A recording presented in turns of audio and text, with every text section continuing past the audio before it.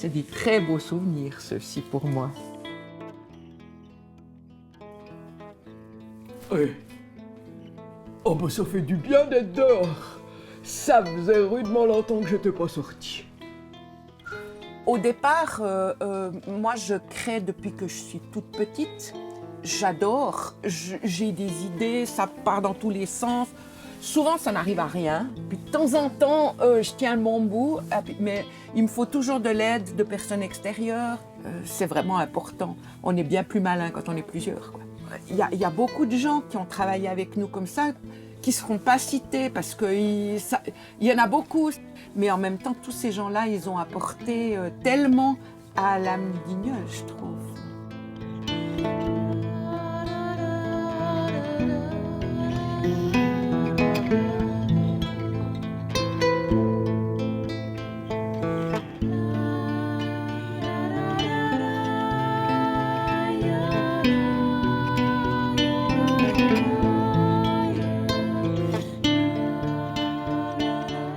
J'ai passé tout un été sur des plages espagnoles et chaque matin, dans ce camping, je fabriquais une marionnette.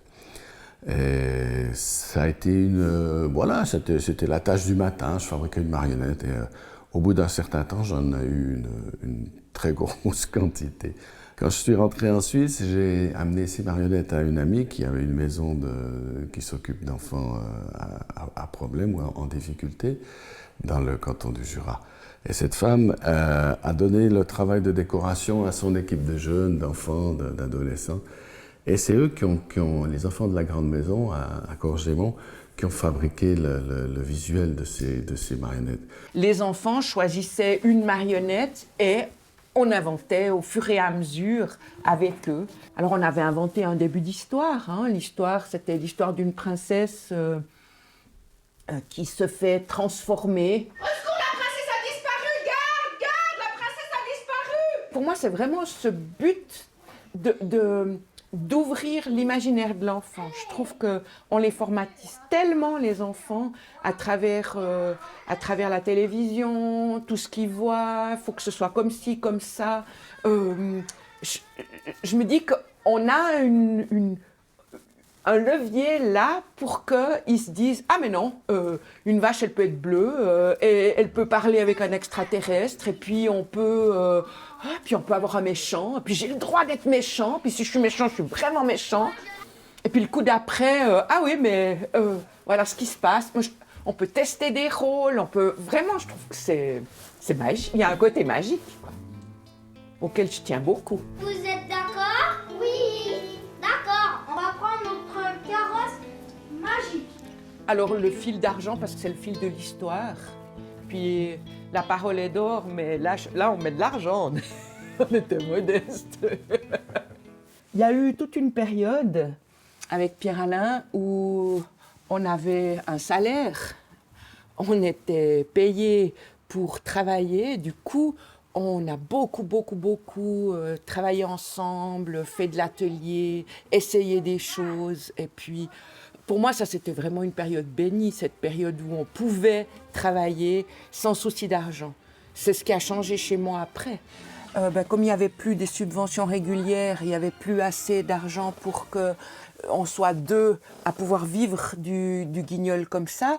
Pierre-Alain avait vraiment... Bon, c'était lui le moteur, c'est évident, hein, c'était lui la locomotive, donc c'était logique que ce soit lui qui continue.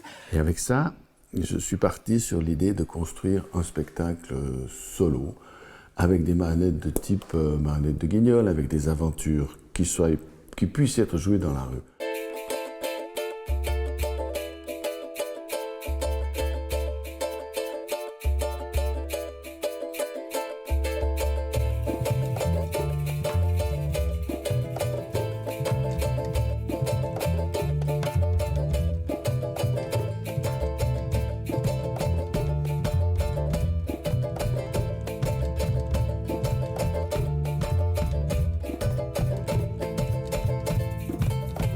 Donc c'est un spectacle qui a eu un très beau résultat au niveau visuel, les marionnettes sont vraiment très belles, et qui a eu une vie de spectacle extrêmement réduite.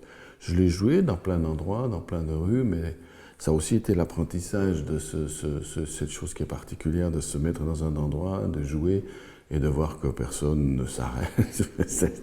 Mesdames et messieurs, Nous allons bientôt partir pour une traversée de l'hôtel Passe-Passe. laissez-vous inspirer par cette petite promenade de dimanche après-midi en chambre. Nous ferons étape au seuil de chaque porte. Nous collerons nos oreilles aux cloisons. Nous nous agenouillerons devant les serrures à l'affût des moindres signes de vie. Le personnel passe-passe vous ouvrira des portes interdites. C'est alors, chère voyeuse, Chers voyeurs, que se révéleront sous vos yeux, les 1000 fleurs invisibles de l'amour chez les autres.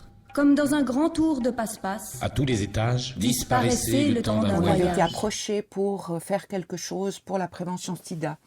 Et ben, on a fait un petit spectacle théâtre pour 2 personnes, 1 ou 2 personnes qui étaient donc des spectateurs voyeurs et ils regardaient dans notre hôtel qu'est-ce qui se passait.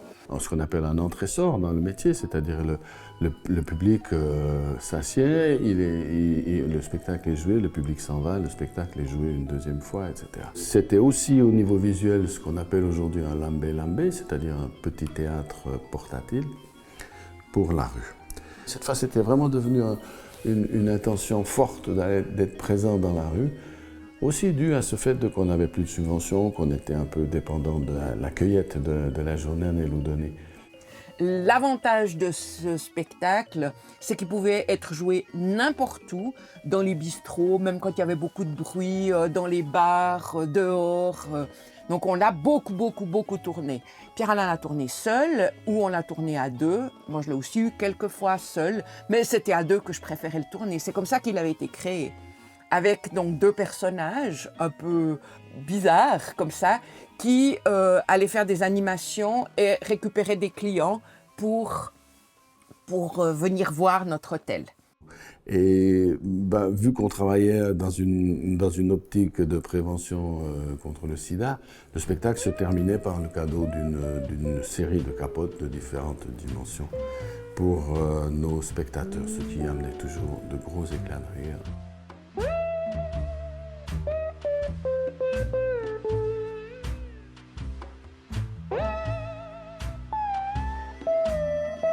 Mesdames, messieurs, nous voici arrivés à bon port dans le Grand Bleu d'un 7e ciel. zone de non-turbulence, Température ambiante de 37 degrés 2. nous allons amorcer la descente en espérant vous avoir fait partager un agréable voyage Nous vous demandons de bien vouloir retirer vos écouteurs. et de les poser délicatement devant vous. Madame, après cette visite, un petit souvenir de la famille Passe-Passe. Merci. C'est vrai que c'est un spectacle qu'on a fait a priori au départ pour les adultes. Et puis c'était une facette de moi que je connaissais moins. S'adresser aux adultes et puis faire le clown, ça m'était difficile, mais j'ai adoré le faire en fait. Finalement, en parlant de sexualité, quoi. Alors ça, pour moi, c'était aussi mon métier. Puis j'aimais bien en parler avec, en riant, quoi, en s'amusant. Oui, Parce que c'est quand même gay, la sexualité, faut dire. On était dans ce mouvement bien lancé quand, avec Guillermo, on a eu l'idée de faire un projet plus conséquent. Salut mon grand. Et dis donc, ça faisait longtemps qu'on avait travaillé ensemble. Mais regardez-moi L'idée, ça. c'était parler de ces enfants qui n'ont aucune chance. Cher public, si je suis à nouveau parmi la société des hommes, c'est pour venir témoigner du phénomène des enfants de rue. Question. Les enfants de rue, c'est quoi? Ah, ben.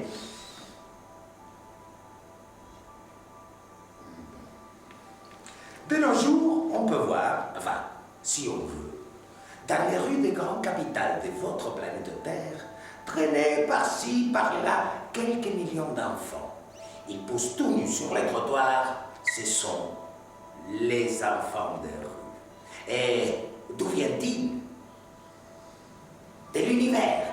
Ils seraient apparus avec le Bing Bang. Mais diriez-vous, qu'est-ce que le Bing Bang? Autant Guillermo que moi, on n'avait aucunement l'envie de faire une petite histoire comme ça. On voulait dénoncer, on voulait parler de choses profondes. Je dirais, on en a parlé pendant de nombreux jours jusqu'à se dire, attends, ça c'est la bonne histoire. prenons celle-ci, mais on va la transformer, etc., etc. Ce n'est que quelques années plus tard qu'ils se mettent à souffler sur la Terre une grosse tempête cosmique, chargée d'une myriade d'enfants multicolores. La plupart d'entre eux sont devenus des adultes. Mais il demeure toujours ici-bas quelques millions d'enfants sauvages, nés de la grande explosion. Ce sont les enfants de rue. Alors on avait ces enfants des rues, c'est lui qui a fabriqué les marionnettes, de très belles marionnettes de table, donc ça veut dire des marionnettes entières avec les pieds et tout, qu'on manipule à deux.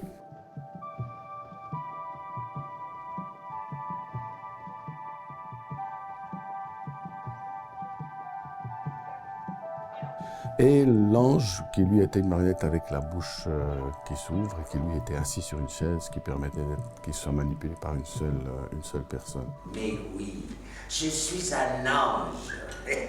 Parfaitement, monsieur. Et régulièrement, depuis toujours, on m'envoie sur Terre pour assumer des missions auprès des enfants de rue. Il y avait 8 ou 9 vidéoprojecteurs, 3 rétroprojecteurs qui projetaient des écrans, je crois qu'on avait 5 écrans qui descendaient, qui remontaient dans le courant du spectacle.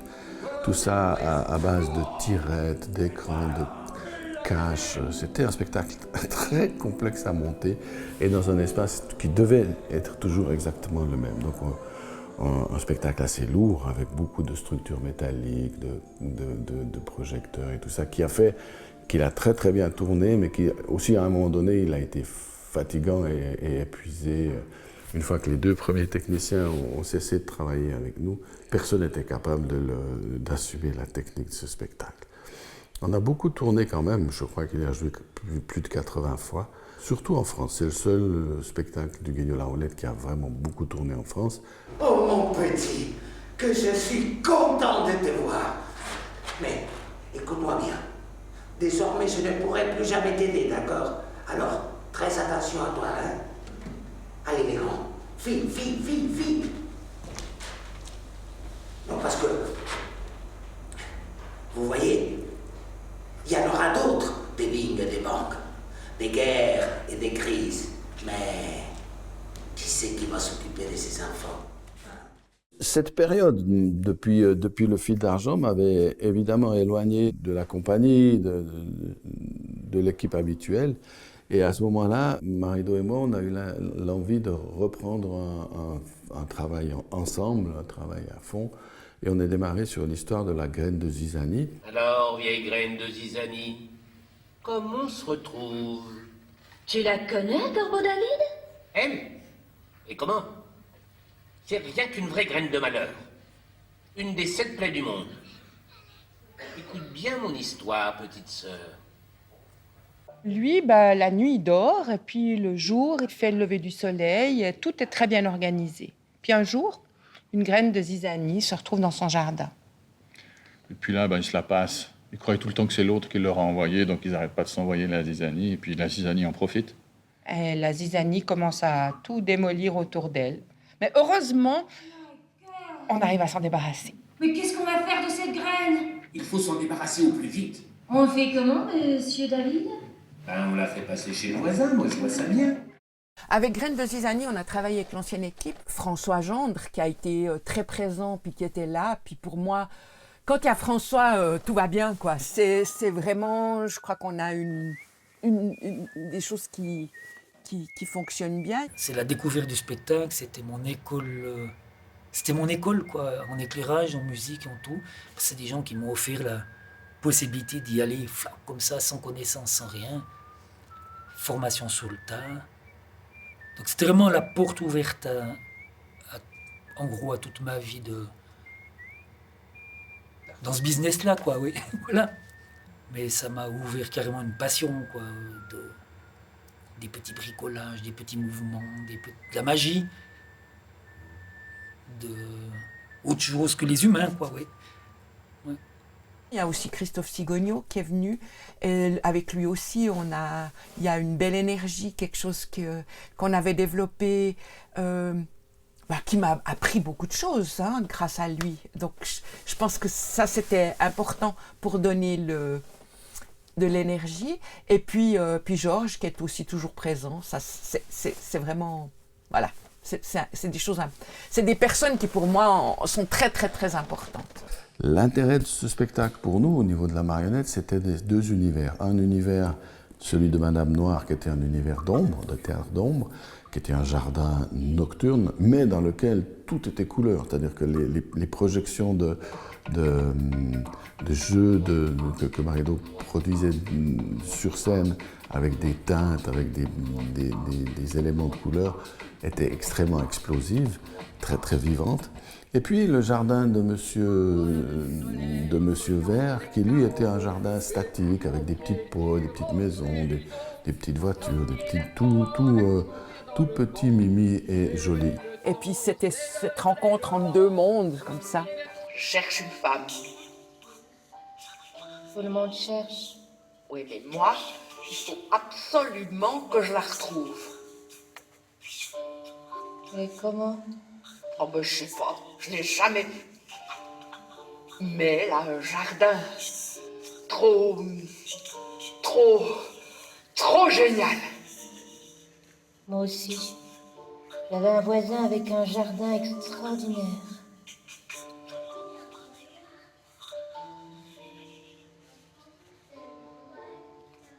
Vous êtes Madame Noire.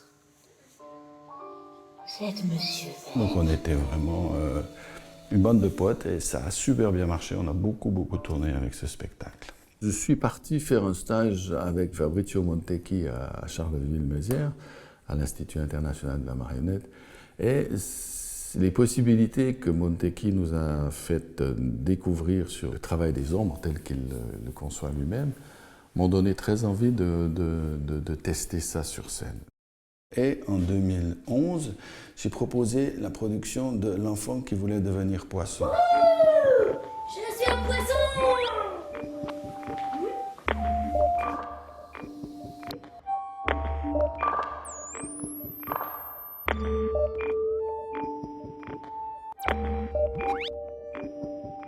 Résultat de rencontre en Russie avec un auteur kirghize, Aitmatov, et puis toutes sortes de techniques de théâtre d'ombre. Aitmatov a écrit un livre qui s'appelle Le Blanc Navire. Et Le Blanc Navire, c'est une histoire que j'ai découverte sur scène en Russie. Et c'est l'histoire très dramatique d'un enfant qui est amoureux de la nature, qui vit avec son grand-père. Son père est parti sur les bateaux, on ne sait pas trop bien. Sa mère a dû aller en ville parce qu'elle n'arrivait pas à survivre. Et l'enfant reste avec les grands-parents. Il s'imagine toujours que le blanc navire va revenir avec son père, mais ça reste une imagination. Un jour, papa, tu viendras. Tu me prendras dans tes bras.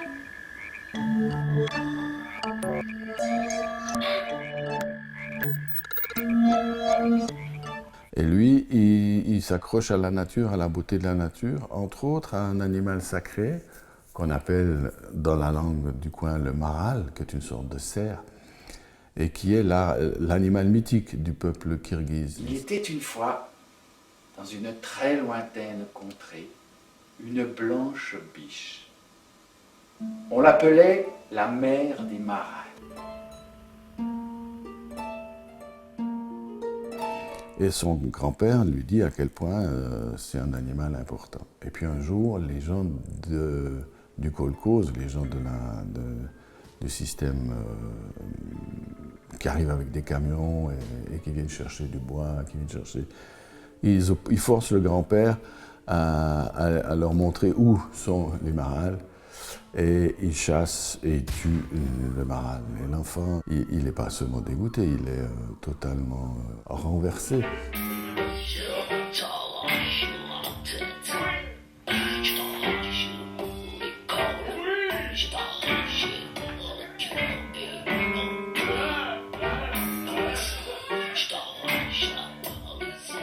Avec l'enfant qui voulait devenir poisson, ça faisait longtemps qu'elle me tournait dans la tête cette histoire. Effectivement, elle représente tout le conflit entre la générosité et la beauté de la nature et puis la bêtise d'un système de production ou la méchanceté même.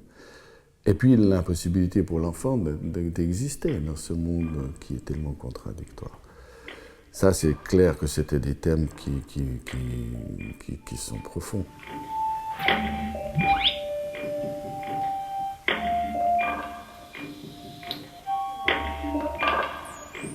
L'important, c'était de le faire. L'important, c'était de réaliser ces marionnettes, de réaliser ces essais, d'essayer de travailler ces lumières, ces ombres et ces objets. Le fait qu'on se soit rencontré avec Paula dans la même maison où on avait fabriqué ces marionnettes, où on avait construit les marionnettes du fil d'argent et tout, ça a créé que pendant toute cette période dont j'ai parlé tout à l'heure, Paula était proche, même si elle n'était pas impliquée directement dans les spectacles au niveau du jeu. Moi, j'ai fait le montage et démontage avec lui déjà depuis presque 9 ans, hein, avant toute cette histoire. Combien de fois je t'ai suivi à monter, démonter, ça allait plus vite. Mais surtout, je participais à plein d'événements, aussi des festivals, où eux, ils allaient jouer. Moi, je faisais un peu la groupie. À ce moment-là, on décide de faire une expo avec un catalogue, avec une série de spectacles. On est parti à Tolosa, en Espagne, avec une grande, très très grande, je crois que ça a été la plus grande expo qui s'est jamais faite sur le théâtre suisse. Alors, moi je me suis surtout occupé du choix des spectacles et de la négociation avec les compagnies et puis avec Pro Helvetia pour avoir des fonds pour ces compagnies. Quant à Paula, elle s'est complètement impliquée dans l'expo. Recevoir, cataloguer les marionnettes. On avait combien? 300 marionnettes. Il y avait vraiment d'extraordinaires pièces qui sortent jamais qui venaient de leur musée. Toute la Suisse, depuis Genève jusqu'à Winterthur. Et là, on a montré que oui, il y avait une tradition et une modernité de la marionnette aussi en Suisse. Et je pense qu'ils ne s'attendaient pas autant de marionnettes. Ce qui a fait la force de l'expo, c'est aussi sa conception, parce qu'elle avait vraiment une conception très costaud.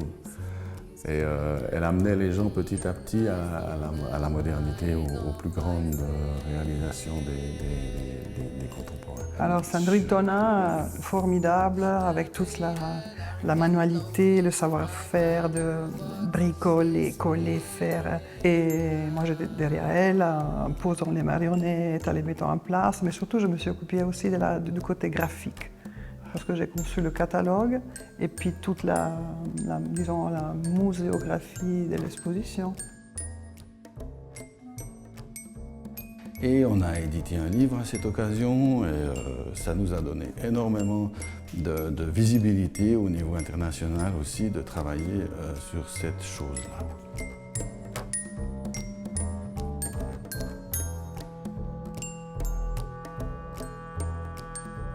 Mais la chose intéressante de cette expérience, c'est que voilà, on a réalisé, à mon avis, une très belle exposition des marionnettes suisses. Alors c'était aussi un moment étonnant parce que c'est là qu'on a rencontré Mina Trapp, qui allait devenir ensuite la troisième patte du Guillaume. Une grande alliée au niveau scénographique et musical. Esthétique et musical. Je m'appelle Mina Ledergerber. C'est mon nom officiel, mais mon nom artistique, c'est Mina Trapp. Pierre, pour moi, il est un peu... C'est comme mon papa, non? Un peu, surtout dans le monde des marionnettes et tout ça. Et Paola aussi. C'est drôle, la première fois que j'ai vu Mina. On dormait dans un appartement qui appartient au théâtre. Et on avait une chambre, Paola et moi. Il y avait Sandrine qui avait une chambre. Et puis il y avait une autre chambre qui était libre, qu'on ne savait pas qui était là. Et Pierre, il était dans l'autre chambre, mais là, tu vois le mur, tu le sens quand il ronfle. Un matin, moi je me lève, on prend mon petit déjeuner et il y a une fille qui est là à la table, qui est comme ça. Avec des cheveux roux comme ça, en boule comme ça. Elle me regarde sans bouger. Mais donc chaque matin, lui, il était là. « Oh, bonjour !» Tu le connais? Moi je dis bonjour et tout, elle... Tu ronfles affreusement. Tu vois, quand tu veux tuer quelqu'un, parce que tu pourrais pas toute la nuit. Et bon, oui, ça a commencé comme ça. C'était la première chose qu'elle m'a dit. Tu ronfles affreusement. J'ai pas pu dormir. Elle était très très fâchée. Puis on s'est rendu compte qu'on était les deux Suisses, puis on s'est rendu compte qu'on était les deux marionnettistes. Et puis toutes ces choses nous ont rapprochés. Quand tu te rencontres avec quelqu'un et tu as cette sensation familière, non? Qu'on c'est pas compliqué. Ensuite, on lui a assez rapidement donné du travail, ce qui a fait qu'effectivement, elle s'est impliquée avec beaucoup de générosité aussi dans nos productions. Cette boucle qu'on a là, ce cercle qui va de 2004 à 2011, il est très important puisque bon, on démarre avec... c'est toutes des choses qui se sont faites en Europe. Et ces spectacles-là forment comment une boule d'énergie entre les choses qu'on a réussies, celles qu'on a ratées, et qui nous ont ramené à une forme très réduite, très concentrée, qui, elle, nous a permis de partir vers l'Afrique d'abord, et puis vers une nouvelle création ensemble pour aller plus loin.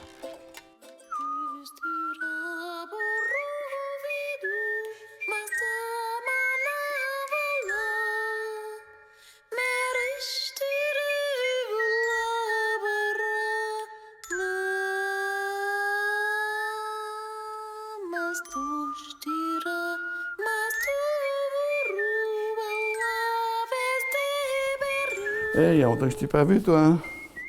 T'as l'air d'aller bien.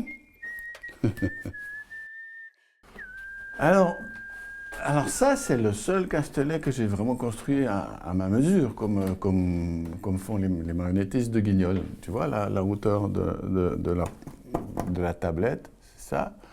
La grandeur, la largeur du théâtre, c'est les bras. C'est un théâtre qui a été conçu de la manière la plus classique, donc il y a un fronton, et puis il y a des ouvertures ici, enfin qui nous permettaient de faire des jeux d'entrée et de sortie, donc des deux côtés et aussi devant. J'ai eu beaucoup de plaisir ici à refaire les marionnettes que j'avais déjà travaillées pour On est où. Je les ai refaites, mais cette fois, alors, à la grandeur, je veux dire, celles de On est où sont comme ça grandes, celles-ci, elles sont la moitié, elles sont d'un matériau beaucoup plus léger, très très léger, ce qui nous a permis ensuite de travailler dans des situations beaucoup plus souples, beaucoup plus légères que dans le spectacle précédent. Je vous présente Becky, un brillant parvenir dans les usines Gratin. Ça a été... Enfin, ça marchait. Enfin, j'avais un théâtre pour moi tout seul, un théâtre que je pouvais transporter tout seul, que je pouvais monter tout seul et qui me permettait de jouer partout. Non, à moi, à moi, à moi, à moi, à moi, moi. Oh, eh ben, bonsoir et à toi. J'ai eu très très envie de revenir au théâtre de marionnettes simple, que j'avais envie de prendre pour aller voyager, pour partir avec peu de matériel, et puis pour raconter une histoire simple pour les gamins. Je fais tout le déco, tu vois, tous les caisses en carton, tout le visuel. J'ai peinté, j'ai fait les caisses, tous les choses supplémentaires, attrezzo. Tous ces trucs-là, c'est moi qui ai fait. Quand tout a été terminé, on est parti à Barcelone et on a répété à Barcelone, là où Mina a créé la musique du spectacle. Quand je fais les compositions de musique, c'est moi qui joue tout. Tu vois? Et je pense que Pierre, c'était le premier qui m'a demandé une composition musicale. Tu vois, il a dans la tête une ambiance, mais il a fait toujours beaucoup de confiance sur mes propositions. Tu vois, cherche, non?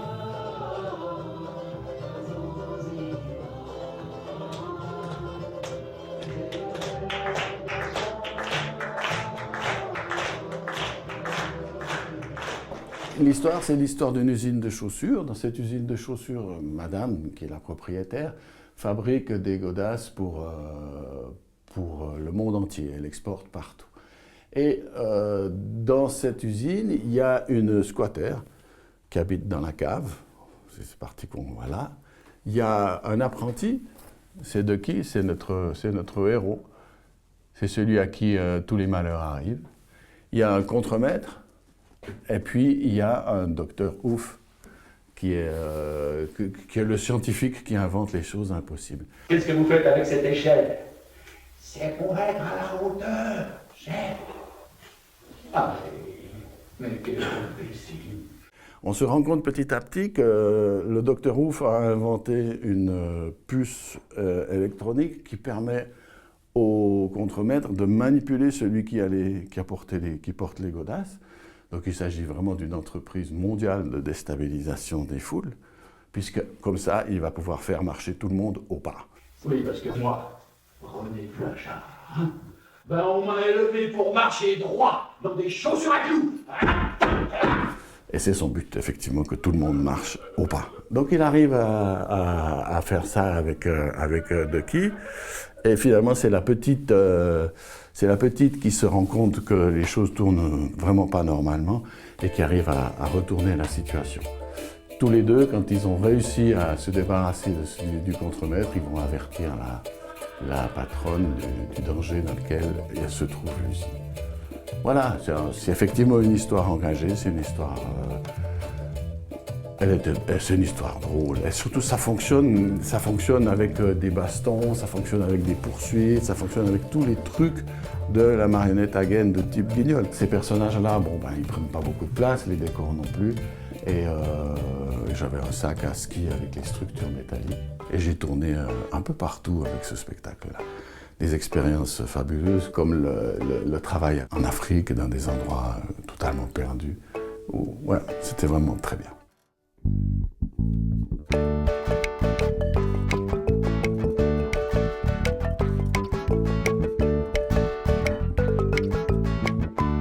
Je suis parti en Afrique sur une grosse colère parce que, en fait, j'ai été invité par un grand marionnettiste africain qui s'appelait Jean-Pierre Gingané. Et Gingané, c'est un personnage extrêmement important dans toute l'Afrique de l'Ouest, mais particulièrement au Burkina Faso, où il a créé le Festival international des théâtres de marionnettes de Ouagadougou, le FITMO. Ce personnage m'a invité à participer au fameux FITMO, qui était le principal festival de marionnettes d'Afrique de l'Ouest. Et j'ai demandé l'appui de Pro Helvetia. Et encore une fois, malgré la qualité de l'invitation, malgré l'importance de la chose, Pro Helvetia a refusé de nous soutenir. Et là, j'étais vraiment dans une colère en disant « mais c'est pas possible, ils peuvent pas m'empêcher de vivre des choses aussi importantes que ça ». Et j'avais pas les moyens d'aller tout seul d'un mois ou 2 mois en Afrique. Donc j'ai commencé à chercher le bon moyen pour trouver des soutiens. Et c'est à travers la coopération suisse que j'ai trouvé ça.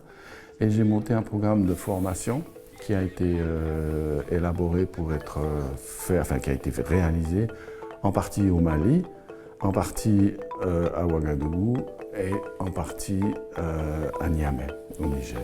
Mais cette première grande expérience africaine m'a permis de tisser des liens. Et ensuite, quand l'année suivante, ou je crois que c'était l'année suivante, un de mes collègues africains nous a invité le spectacle dans le nouveau FITMO. Là, il m'a invité et j'ai fait une très grande tournée avec un groupe de femmes. C'était assez étrange parce que lui dirigeait un atelier de marionnettes pour les femmes et il avait intégré mon spectacle dans son programme. C'était une extraordinaire expérience déjà, humaine et aussi au niveau professionnel. Et puis, ça a bien collé avec Cause Toujours, parce que le fait d'avoir dans mes valises très, très proche de là un spectacle léger, ça a fait que très rapidement, l'année d'après, en 2012, le spectacle Cause Toujours est parti en Afrique de l'Ouest pour une grande tournée. Grâce à ces composants électroniques extrêmement sophistiqués, on les choses avec la basket gratin. Youhou! Donc j'ai pu jouer dans, je ne sais plus, mais je pense à peu près une dizaine de lieux différents, dans des situations, dans des classes, dans des salles de classe. Bonsoir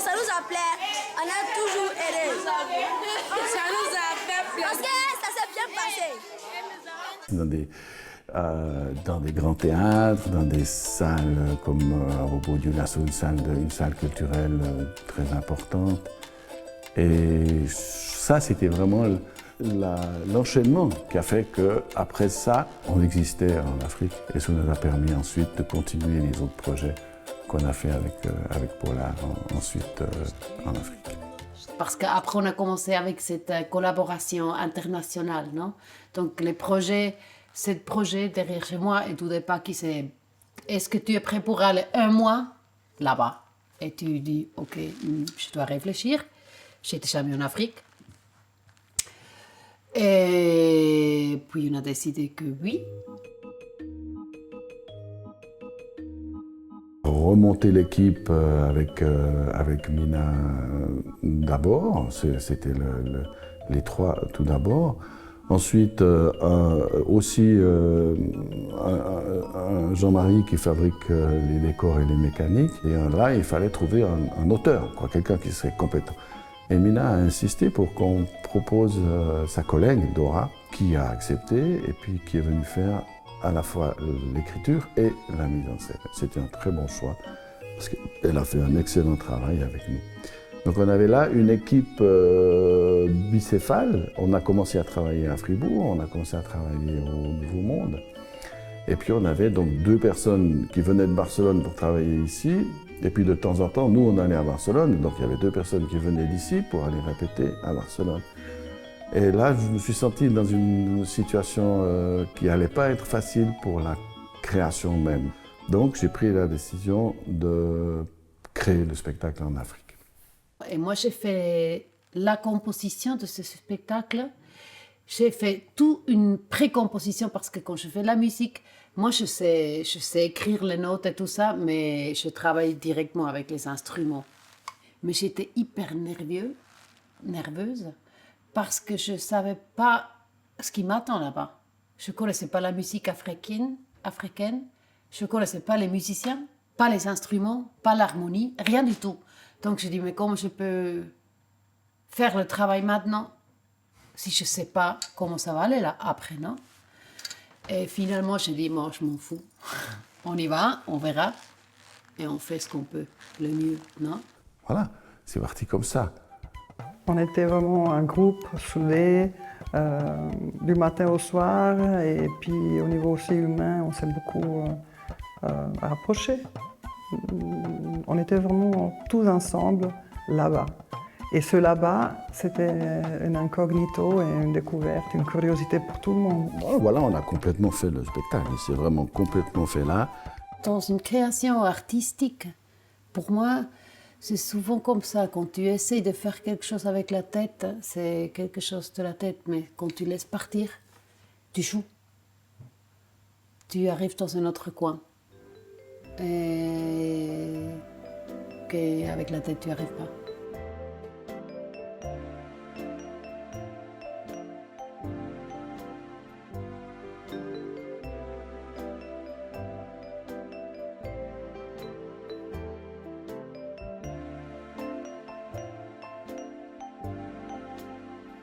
Ce qui était extraordinaire, par exemple, c'est que la première expérience de public de Paola, Paola, elle vient de commencer, elle est là, elle vient de commencer, elle fait son premier mois de répétition avec des marionnettes et tout, des textes, des mouvements. C'est complexe au début, hein, parce qu'il y a des tas de petites manies de marionnettiste qu'elle ne connaissait pas du tout, qu'elle a dû apprendre, par exemple. Et le premier jour où on a joué, on était à l'intérieur de notre castelet, bien protégé. On entendait qu'il y avait du monde, on entendait que ça bougeait, que c'était vivant. Et quand on a été salué à la fin du spectacle... C'était tout plat, c'était hallucinant. Hallucinant. Ouais. 1000 enfants.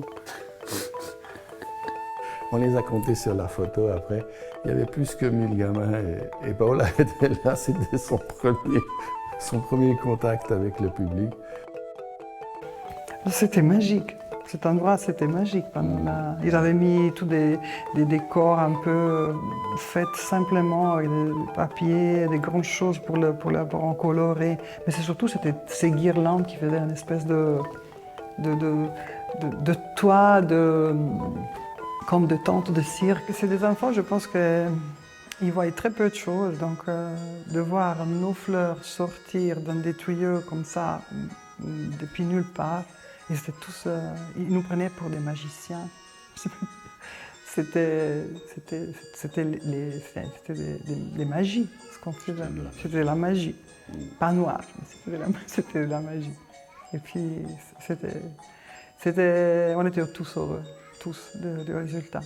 Toute cette joie qu'on reçoit, on l'amène avec nous, dans les valises, entre les objets, la technique et tout ça. Et puis, elle ressort à chaque fois avec derrière chez moi. C'est marrant, on a gardé un tapis de sol que Bobo Dioulasso, au Centre culturel français, on avait un tapis de sol parce qu'il y avait beaucoup de poussière. C'était une natte, une vieille natte, et chaque fois qu'on joue aujourd'hui encore, on sort cette vieille natte et on joue sur cette vieille natte de Bobo Dioulasso. Et c'est notre sol, c'est là qu'on pose les pieds, tu vois, et c'est chouette, c'est une belle sensation. Parce que chaque fois, on se rappelle de ce jour-là, évidemment. Ouais. Je veux qu'on le couvre de ciment, qu'il ne reste ni une fleur, ni une fourmi. Mort aux allergies et vive le goudron. C'est une histoire qui, encore aujourd'hui, que chaque fois qu'on la joue, elle pose des grosses questions. La dernière fois qu'on l'a jouée, c'était à Vilanova, près de Barcelone, où on habite actuellement. Il y a une grue, une très méchante grue, une grue dans la ville, c'est derrière chez moi. Et évidemment que quand on dit mais c'est plus joli, c'est mieux les fleurs que les immeubles, ça touche des intérêts précis, clairs. Et les gens qui nous ont reçus, qui ont reçu le spectacle là à Vilanova, donc en Espagne, étaient absolument ravis de que ils ont reçu ça comme un spectacle de lutte. Mais qu'est-ce que tu fais, Pam? Je regarde le ciel. Le ciel? Mais qu'est-ce qu'il y a dans le ciel? Dans le ciel, il y a du ciel.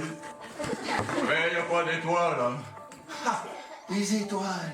Mais ça fait des années qu'on ne voit pas les étoiles.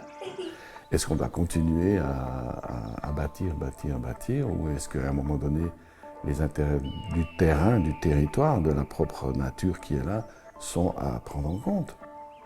Et comment? Et moi, je vais t'éliminer. Voilà.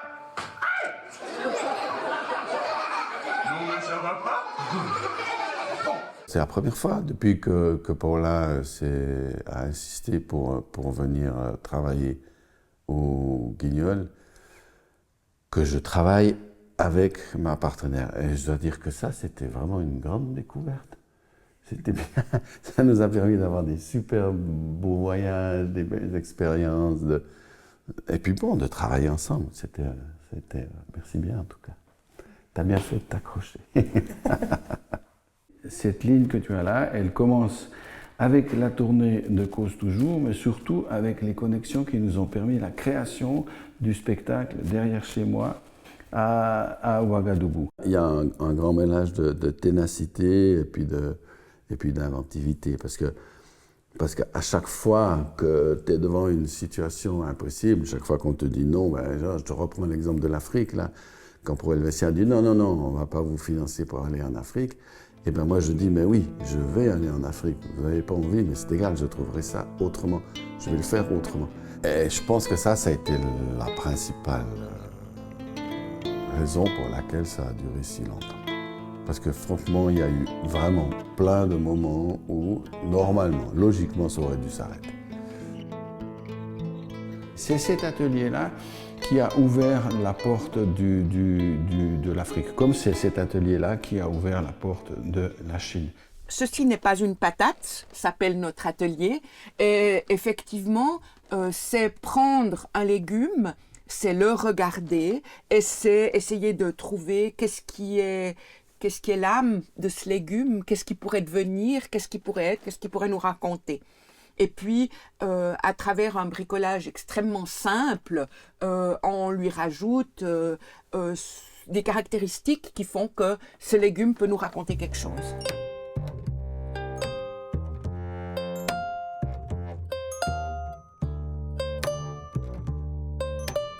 Et en jouant avec ça, on invente facilement des histoires, on donne libre cours à son imaginaire rapidement.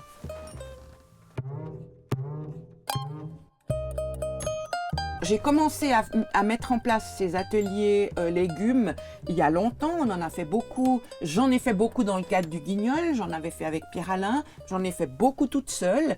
Et puis quand Paola a intégré le Guignol à roulettes, ça l'a passionnée et puis après elle m'a proposé d'en faire avec moi, donc on en a fait ensemble. Et c'est avec elle que j'ai appris comment le concevoir, comment coacher les enfants, quels légumes utiliser. Je me suis je me suis laissée aller à la créativité. J'aime beaucoup faire des ateliers avec Paola parce que c'est... Comme je disais avant, c'est très agréable de travailler avec quelqu'un. Les idées se rencontrent, ça donne... c'est plus joyeux. J'ai appris avec elle pendant 2, 3, 4 ateliers de légumes ici. Et après, on a eu l'occasion de notre premier voyage en Chine, en passant par Hong Kong, où à Hong Kong, il y avait un festival, un petit festival, où on était invités. On pouvait tout avoir sur place. On ne demandait pas des matériaux compliqués, on demandait d'aller au marché et puis acheter quelques légumes. Et alors j'ai animé cet atelier, il y avait aussi Pierre-Alain à côté, et les enfants, ils étaient vraiment hyper participatifs. Puis à la fin, j'ai dit que ça c'était aussi une forme d'atelier aussi écologique, parce qu'à la fin, s'il aurait seulement utilisé les légumes comme ça, on les aurait lavés et fait une soupe. Et les enfants, ils sont... incroyablement créative. Puis alors, des fois, le bonheur, c'est quand il y a aussi des parents qui participent. Alors ça c'est aussi joli parce que tu vois une belle complicité entre maman ou papa et les enfants.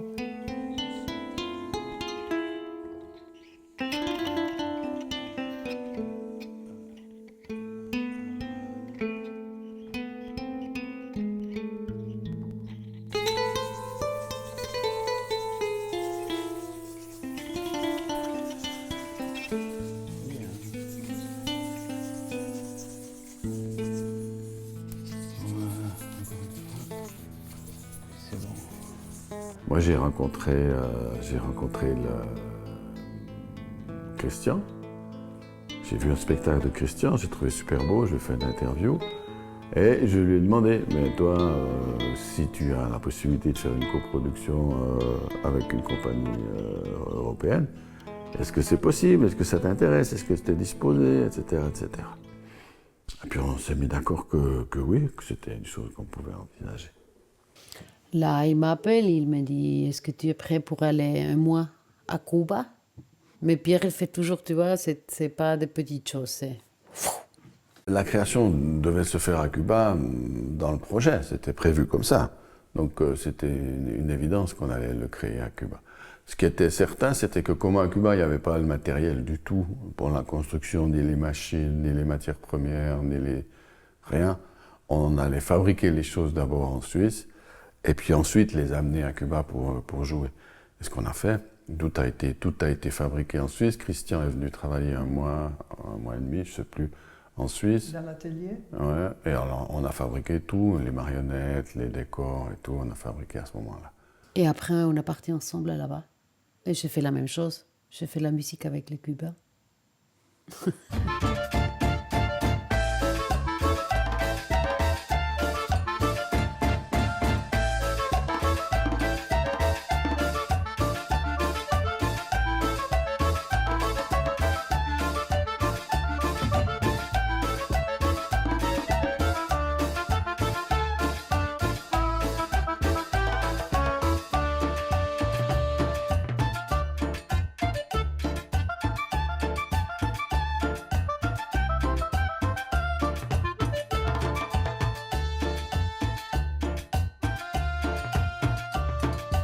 Chaque fois que je fais un projet musical, j'aime bien de me proposer un monde complètement nouveau, non? Parce que c'est facile de faire ça, ce que tu sais faire, mais j'aime bien, ou j'essaie de sortir de la zone de confort.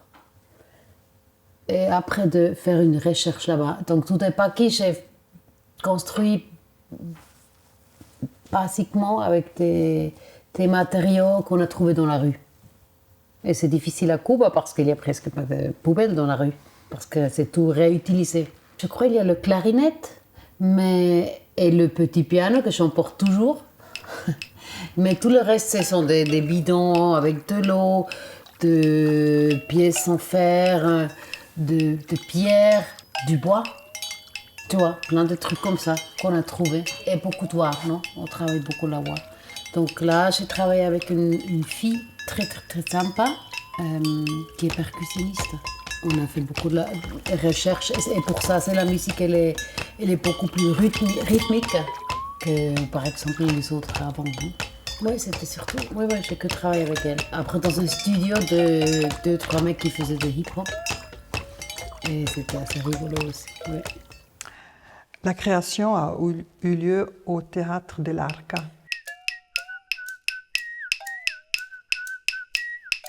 En plein centre, dans les vieilles pierres, on avait plein d'autres problèmes de courant électrique, et plein d'autres choses. Mais on était vraiment bien et on a pu faire la création tout à fait comme on le souhaitait. Mais c'était aussi créatif, parce qu'à la fin, quand tu n'as rien, tu dois inventer, tu dois être... voilà. C'était un musée avec une salle à disposition pour recréer le décor et puis on commençait vraiment à créer de A à Z.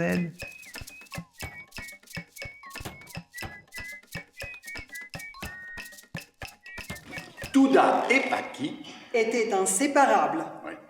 Ils étaient nés le même jour de la même maman. Et depuis, ils avaient passé toute leur journée ensemble. La base de l'histoire de Touda et Paki, c'était un frère et une sœur qui sont des géants, qui ont les pouvoirs de créer la mer, de créer la montagne, de créer le feu, le volcan, etc. L'histoire importante, elle était dans comment des petits animaux allaient vivre dans ce monde qu'avaient créé les géants. Des petits animaux qui allaient dépendre tout à coup de ces fantaisies des géants, de construire un monstre en pierre, de dessécher la planète. Mon but, c'était de mettre en évidence la disparition de l'eau potable. C'était un monstre très idéologique, je veux dire, c'était vraiment un personnage qui volait tout à tout le monde, enfin, qui volait une chose essentielle à tout le monde, juste pour se faire sa collection, pour le garder pour lui, pour le mettre dans son château. Voilà,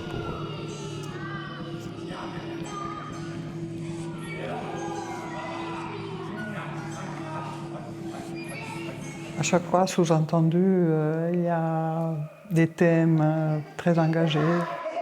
Dis, c'est toi qui as bu toute la mer? Oui. Toi, t'aimes l'eau? Oui.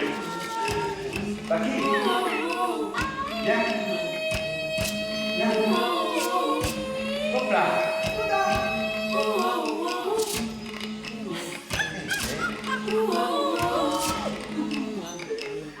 Alors, Cuba, c'est pas seulement la création, hein. Ça a été une longue tournée d'1 mois et c'est tourné dans des endroits extrêmement divers. On a joué dans les plus beaux théâtres que j'ai jamais vus de ma vie. Et puis d'autres fois, t'es reçu comme un cochon dans un endroit vraiment nul, avec personne qui est... pas de promotion, pas de rien, personne qui vient... Et juste un type qui vient pour t'embêter, en fait, un fonctionnaire de l'État qui est là et qui fait que de mettre des bâtons dans les roues. Tu vois. Mais la tournée, en tout cas, a été positive et on a été toujours bien accueillis, vraiment. Presque. Oui. On a rencontré des comédiens magnifiques, on a été tellement bien reçus avec des gens qui avaient aucun moyen. Ils nous ont gardés pendant presque 10 jours chez eux, mais ils avaient absolument aucun moyen. Et c'était hyper difficile de les rétribuer. Ils refusaient, tu vois, d'être rétribués. C'était vraiment magnifique. Une très belle expérience humaine.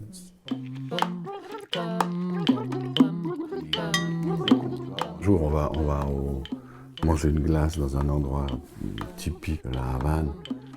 On sort de là, il y a un petit garçon qui me dit c'est Touda et Paki, grand-maman, c'est Touda et Paki. Les gamins, des choses qui ne m'étaient pas arrivées depuis très longtemps. C'était ces petits mômes d'une grande ville, parce que Havana, c'est quand même une grande ville, d'un quartier qui était loin du quartier où on avait joué, et qui était tout content de nous reconnaître dans la rue. Où cette femme, dans l'hôtel où on bossait, elle s'est débrouillée pour envoyer son enfant voir le spectacle. Puis après, elle nous disait, c'est malin, je ne sais pas ce que vous leur avez raconté, mais maintenant, chaque fois que je laisse couler l'eau à la maison, pendant que je me fais engueuler parce qu'il ne faut pas gaspiller l'eau. Donc, ouais, tu avais des petits retours comme ça qui étaient très, très touchants, quoi. Alors, éprouvant, hein, pour beaucoup de niveaux, c'est éprouvant, parce que... Ah, tu arrives, après tu dois aller là-bas avec le visa, et après tu parles avec un mec qui s'appelle comme ça, et moi, peut-être on est dehors, mais il ne pouvait pas rentrer, tu vois, c'était tout. C'était vivant et toujours en négociation, en essayant de comprendre, et voilà, c'était un peu tire, pousse, tire, mais... Et c'est très particulier. Tu mets pas mal de temps à comprendre comment se situer par rapport à ça, parce que c'est une société qui ne fonctionne pas du tout comme la nôtre. Comme ici. En 2015, Marie-Dominique, ici en Suisse, a continué à produire et a fait le spectacle « On s'en va ». Que j'ai fait avec Clara Ruffolo, qui est mon amie complice comme ça de longue date, et puis François Gendre qui a fait la musique, et mon fils Yann qui a fait l'éclairage, puis qui m'a soutenue dans la technique beaucoup.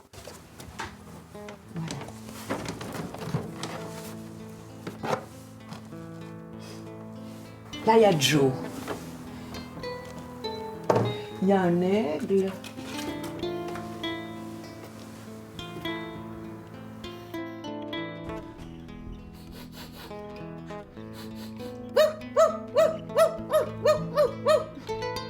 Jo, c'est la petite fille de On s'en va. Et avant, elle était une des petites filles des enfants du Big Bang. Elle a changé d'identité. C'est très à la mode, ça. Et puis, c'est une petite fille qui s'appelle Jo, qui est un peu garçon manqué. Je voulais que les petits-enfants, vu que ça s'adresse à des petits, puissent s'identifier à l'enfant sans question de genre, vraiment. L'histoire d'On s'en va, c'est l'histoire de Jo, qui est très triste. Hein?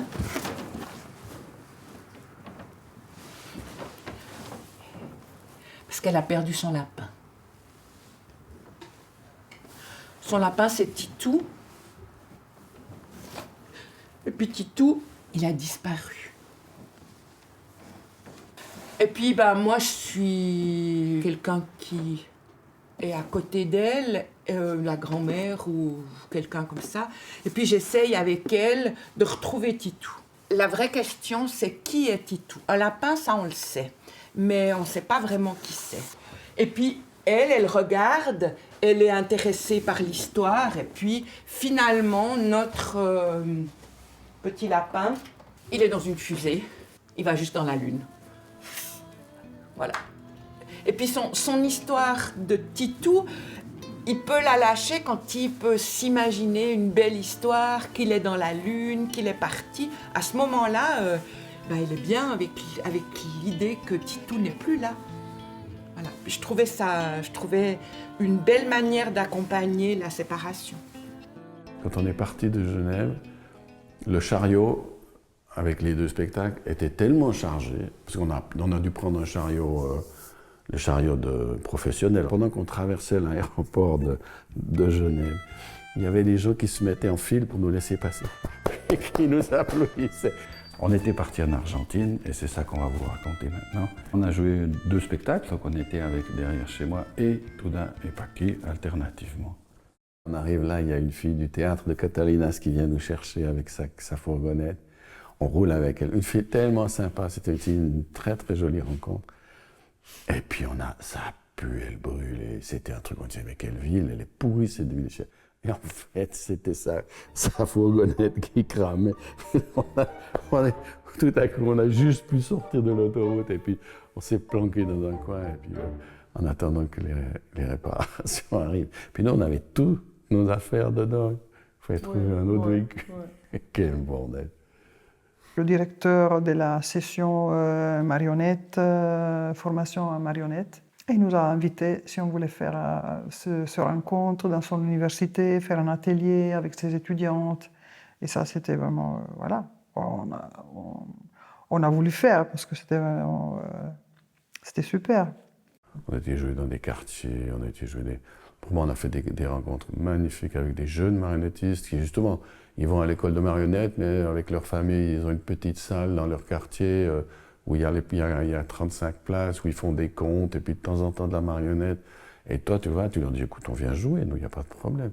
Mais chez nous, on n'a pas d'argent, c'est égal, on fait un plat de spaghettis après, tout va bien, tu vois. Il y a toujours ce côté très chaleureux et familier. On dit acogedor, c'est accueillant. Et on a fait ça dans 3 salles. Une salle magnifique qui était la Nube, qui était mais ça aussi, c'est des rencontres extraordinaires. Tu arrives dans cette salle pour dire voir si est-ce qu'on pourrait jouer ou pas. Il n'y a personne en bas, tu montes à l'atelier, il y a un gars qui fait un atelier avec 2 autres jeunes marionnettistes et puis il est en train de leur expliquer un truc qui est assez compliqué. Puis tout à coup, tu comprends que lui, il est russe, tu lui parles en russe. Et puis après 2 jours, tu te rends compte que lui, il est venu d'une ville où toi, tu as déjà été, qui est une ville perdue, c'est Kazan. Et qu'à Kazan, il travaille avec un théâtre de marionnettes que toi, tu connais, avec des gens avec qui tu t'es rencontré dans tes tournées. Puis surtout que son héros, c'est le mec avec qui tu as produit un spectacle, c'est Victor. C'est son héros marionnettiste. Et tout ça, tu te rends compte de ça dans une toute petite salle de Buenos Aires. C'est juste délicieux, quoi.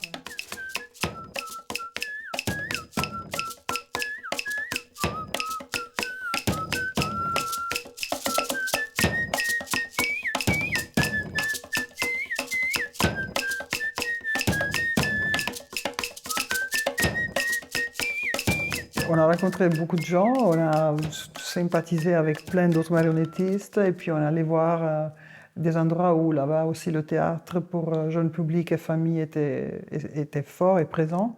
Et on a connu les gens de Catalina. On allait voir... On a connu les gens de Catalinas. Catalina Sur, que c'est un théâtre très connu à Buenos Aires. C'est du théâtre social, c'est du théâtre de quartier, mais d'extrêmement bonne qualité. Ouais. Ça, c'était la grande force qu'on a acquise, nous, durant ces années, c'est qu'on a connu tous ces gens personnellement. Et ça, c'était vraiment un cadeau de la vie, quoi. C'est génial. Et on a aussi joué dans un quartier populaire très sympa, avec plein d'enfants qui ont bien aimé. Et ça, c'est justement ce quartier qui s'appelle Villa Locarno, à Buenos Aires. Le mot des Brésiliens, les favelas. En Argentine, on les appelle des Villa Miseria. Et les gens des jeunes, des adolescents de cette Villa Miseria sont venus voir le spectacle. C'était super intéressant aussi. Plusieurs fois quand même dans notre travail que pour nous c'était plus important de vivre une expérience que de gagner un salaire. Donc ça arrivait quand même souvent dans ces expériences-là où nous on n'avait pas de salaire, point. C'était plus important de vivre ces expériences. Voilà. Et bon, et puis on était prêts, on venait depuis loin. Et ça c'est aussi une chose belle qu'on a vécue, c'était qu'on venait d'Europe, mais on venait avec des histoires, avec une esthétique, avec une autre façon de...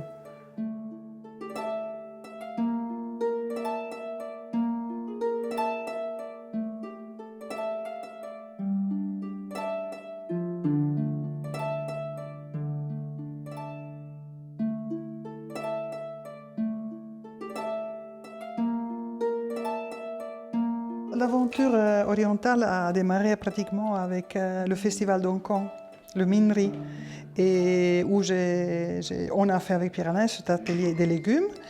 Et qu'après, il nous a ouvert à des contacts et à une envie de continuer avec ça. Et ça a continué avec le premier spectacle, c'était Tout des Paquis, jusqu'à aussi derrière chez moi, toujours à Pékin et puis à Changzhou, un grand festival d'art de la scène qui a lieu chaque année dans le sud de la Chine. Et on a découvert pas mal de marionnettistes et beaucoup de traditions chinoises. Il y a eu un excellent contact entre nous, l'ambassade, les directeurs de festivals et le gouvernement chinois pour promouvoir de gros événements en 2020, qui était un anniversaire important de la diplomatie suisse en Chine. Mais évidemment, rien n'a eu lieu. À Pékin, on est tombé sur le festival, je crois qu'il n'y en a avoir qu'un dans toute la Chine, qui est organisé par une compagnie, par des jeunes. Et c'est vraiment un groupe de jeunes volontaires, habiles, décidés, débrouilles, engagés, qui font vivre ce festival. Et ça, c'était une découverte incroyable, quoi. C'était vraiment magnifique. Mais là aussi, on a appris, par exemple, la dernière tournée chinoise avec ce spectacle-là, on s'est retrouvé dans une salle qui n'avait pas la hauteur. On était sur un petit podium de 30 ou 40 cm. La salle était totalement vitrée. Donc il n'était pas question d'avoir de l'ombre. C'était le jour, il n'y avait pas d'obscurité. Et on jouait pour à peu près une centaine de petits gamins de 4 ans, qui sont tous chinois, évidemment, qui comprennent évidemment rien au français, et avec les sous-titres qui ne fonctionnent pas. Il n'y a pas personne à penser aux sous-titres. Donc on s'est dit, avanti, on y va et on verra bien. Le pire, c'est que notre technicienne fait une fausse manœuvre au milieu du spectacle et la musique se coupe. Et on a fait le spectacle sans lumière et sans musique, devant une centaine de gamins de 4 ans chinois. Et c'est super bien passé. C'était une leçon de simplicité énorme, énorme, parce qu'on s'est rendu compte que ça suffisait le jeu, ça suffisait l'intention du jeu pour faire passer la totalité de ce qu'on voulait raconter. Mich, Drac, Mich. Être ou ne pas être.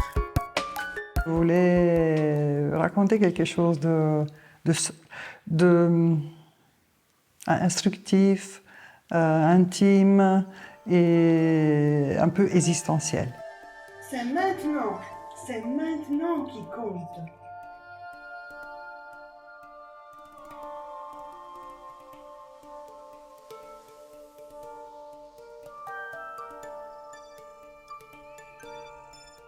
Au bord du monde, parce que ces deux personnages, c'est vrai, ils se promènent dans un espace qui n'est pas la réalité, et c'est cet espace un peu au bord, dans l'intimité, dans l'intime d'une existence où c'est pas tout évident.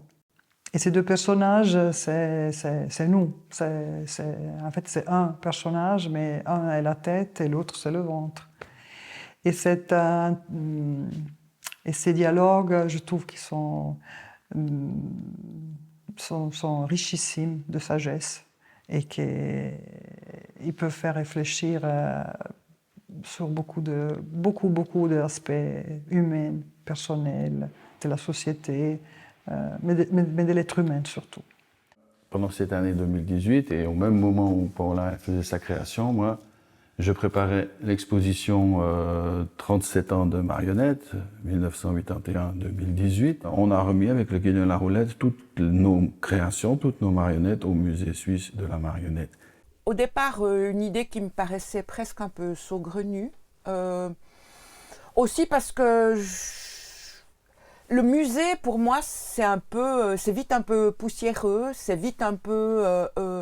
Une marionnette posée, c'est pas vivant. Elle est vivante que quand on lui donne vie, quand il y a tout à coup quelqu'un qui vient, qui bouge. Donc, au départ, j'étais pas chaude. Et puis, En fait, c'est aussi toute la reconnaissance de notre travail, c'est la reconnaissance de tout ce qui s'est fait pendant toutes ces années.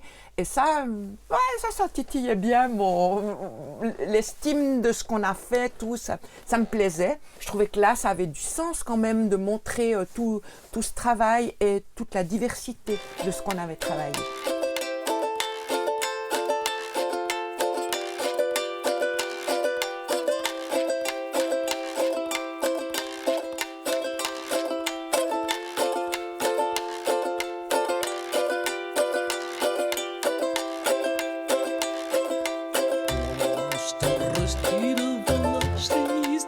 Je trouvais que c'était effectivement intéressant de tout étiqueter, de tout se souvenir, d'en faire un répertoire. J'ai trouvé que ça, c'était quelque chose d'important.